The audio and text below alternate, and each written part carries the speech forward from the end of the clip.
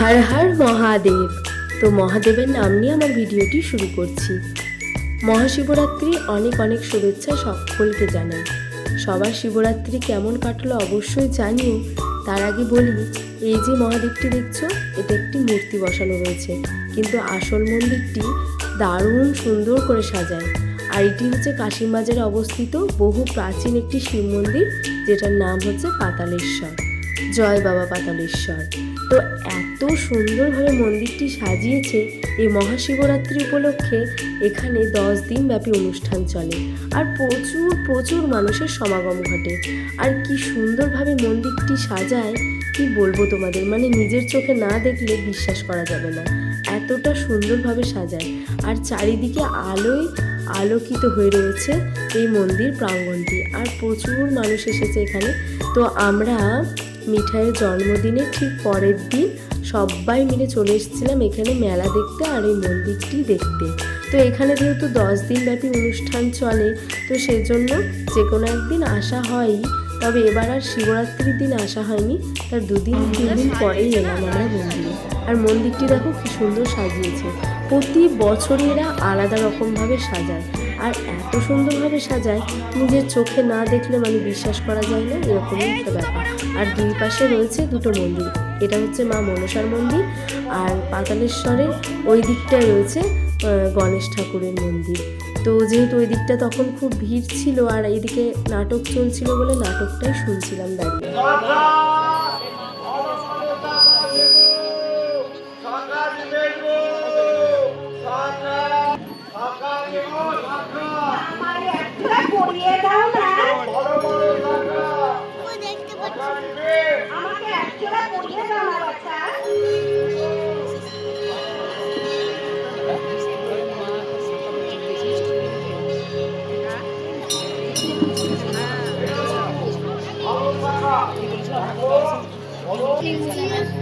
দারুণ লাইটিং গুলো দেখো।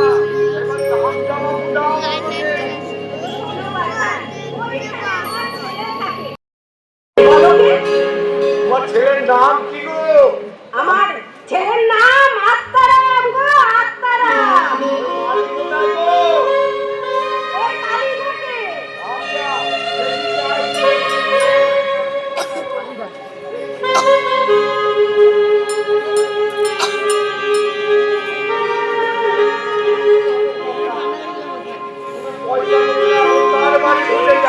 তোমার চিন্তা নেই, তুমি যাও, সে ঠিক দিয়ে দেবে।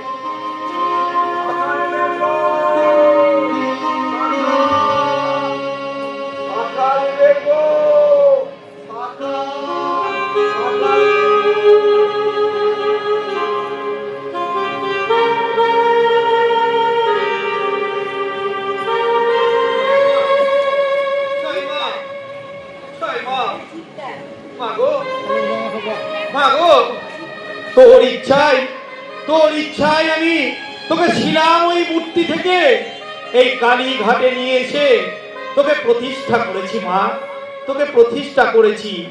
তুই তুই তুই এই জগতের সবারই মঙ্গল করিস মা। এই জগতের মঙ্গলার্থে তোকে কালীঘাটের কালী রূপে এখানে প্রতিষ্ঠা করেছি মা। তুই জগতের মঙ্গল করিস মা, তুই জগতে মঙ্গল করিস।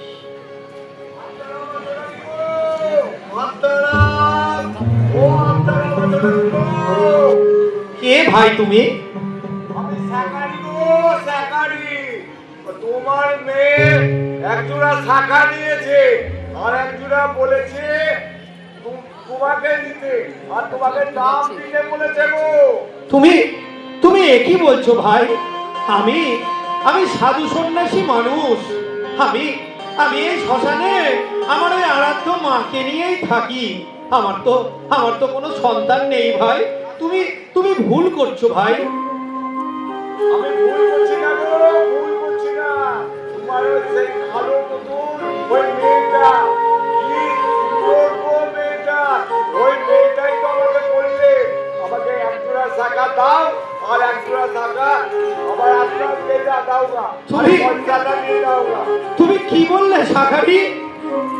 হ্যাঁ, সে কোথায় আছে বললো টাকা? তোমার ওই বাড়ির ওই কলুগাতে আছে, ওইখানে ওইখান থেকে আমাকে টাকাটা দিতে বলেছে গো। শাখারি, তোমার জীবন ধন্য শাখারি, তোমার জীবন ধন্য।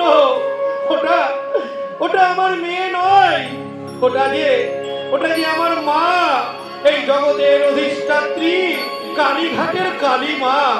শাখারি, শাখারি, তোমার জীবন ধন্য শাখারি, তোমার জীবন ধন্য। তুমি আমার মায়ের দেখা পেয়েছো শাখারি, তুমি আমার মায়ের দেখা পেয়েছো। তুমি আমার মায়ের নাম করতে করতে, তুমি আমার মায়ের নাম করতে করতে এখান থেকে তোমার বাড়ি চলে যাও শাখারি। আমি যাচ্ছি গো।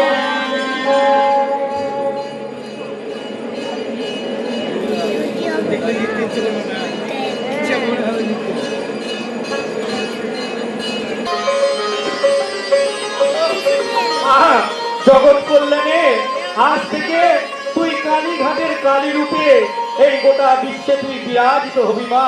তুই গোটা বিশ্বে বিরাজিত হবি। তোর আশীর্বাদ করুণা ধারায় আজ গোটা বঙ্গদেশ তথা গোটা পৃথিবী তোর আশীর্বাদ। যাত্রাপালার মতো একটি ছোট্ট নাটকও ওরা মঞ্চস্থ করেছিল, যেটা কালীঘাটের মায়ের শাখা পড়ার কাহিনীটা।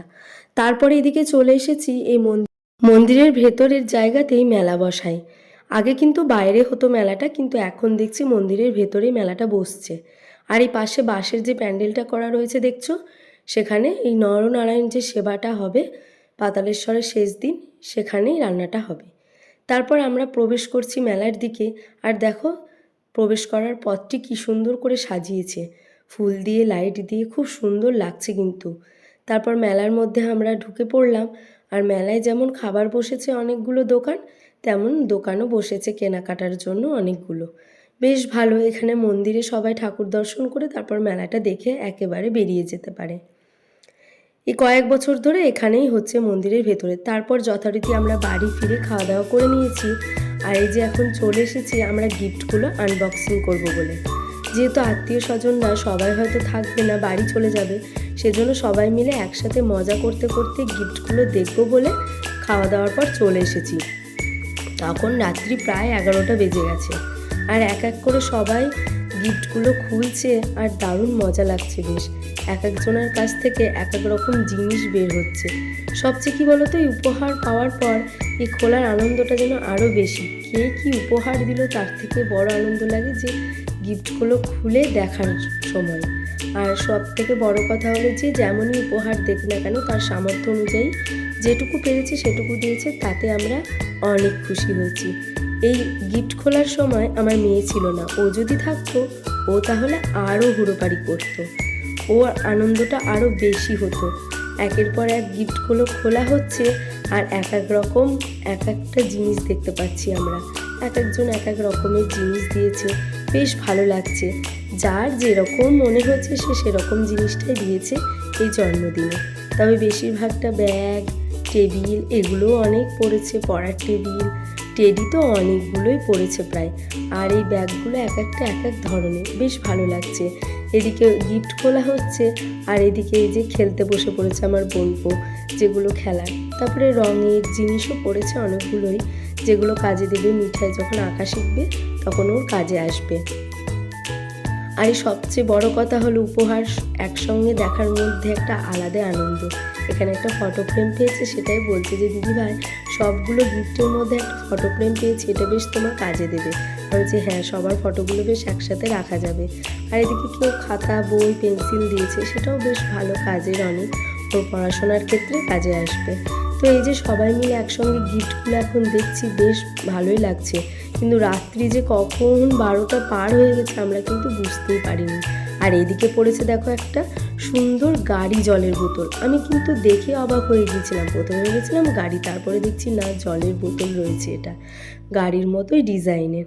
আমিও এই ফোনে ভিডিও করছিলাম, তার জন্য আমার কোনো গিফটই খোলা হয়নি।